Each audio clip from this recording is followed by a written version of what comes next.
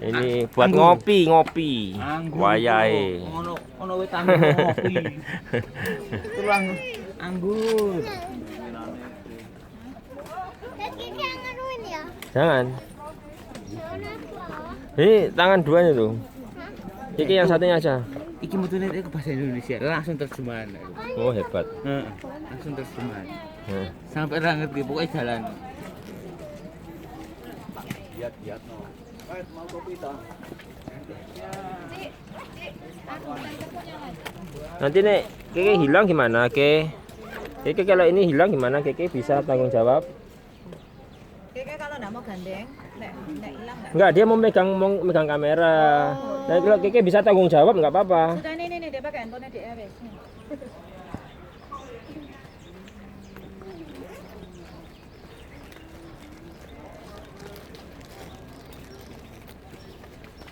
Ngopeng wis tua aja denger sekarang. Apa yang dia omongin ngomongin penyalipan gitu. Oh.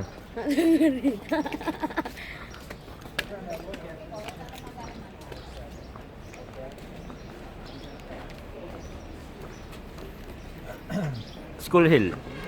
This is what we call Skull Hill. School.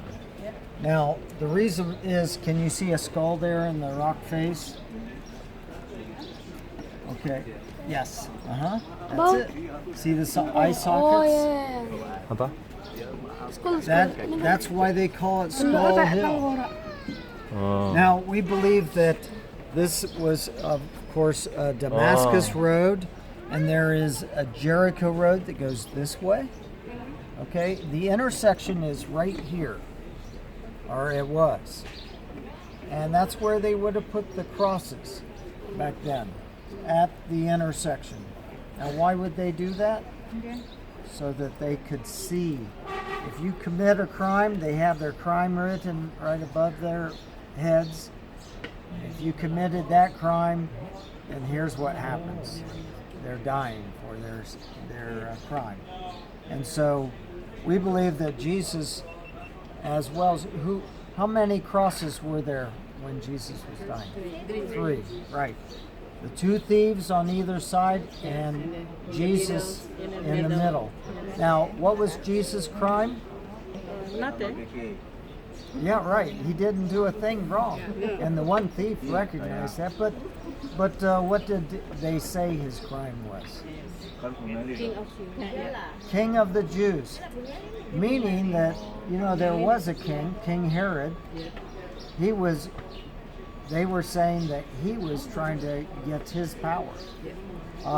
Maybe there's, of course, he also was the high priest too. Jesus was the King of Kings. He's the high priest, the great high priest. But after the order of, you know what he was? After the order of Melchizedek. You remember that? Okay. And so there was Pilate, and then there was also Caesar. So it was almost like a treasonous statement to call yourself a king. And it got you death. That's what happened to him. Okay, so we're going to just talk a little bit about the crucifixion.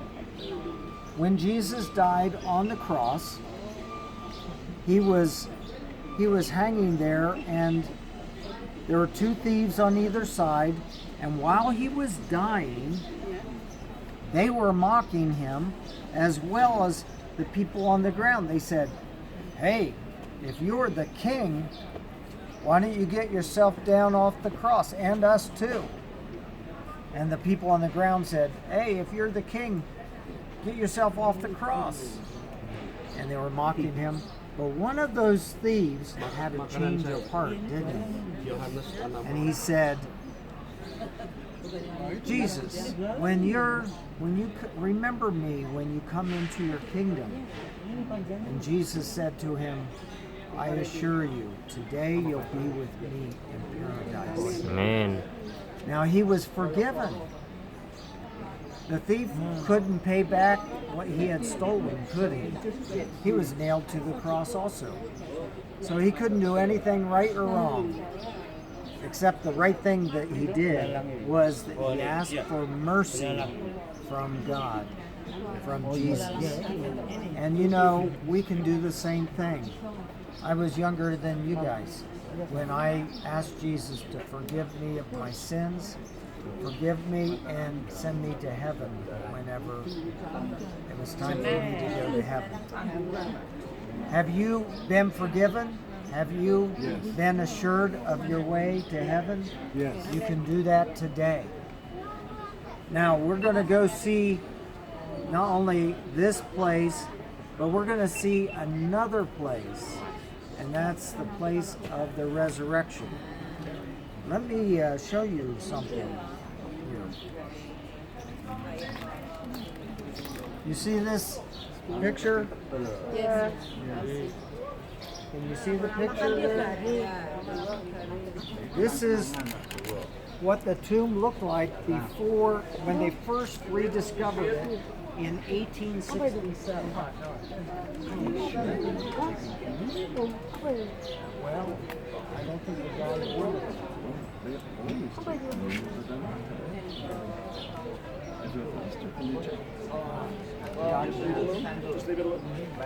Yeah, I wouldn't try to change it. It might get confusing. So, this is a picture of the tomb before, and this is after. See that? Yes. That's what it looked like after they dug it out. Now here's a diagram of the tomb.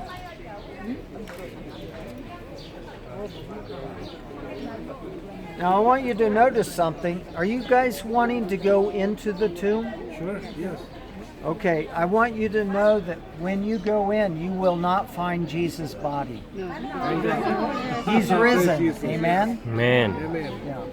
So, but you can be just like it says in the Bible. They looked to the right and then didn't find his body. And so this is exactly the way it's set up. And also, this is a Jewish tomb. How do we know?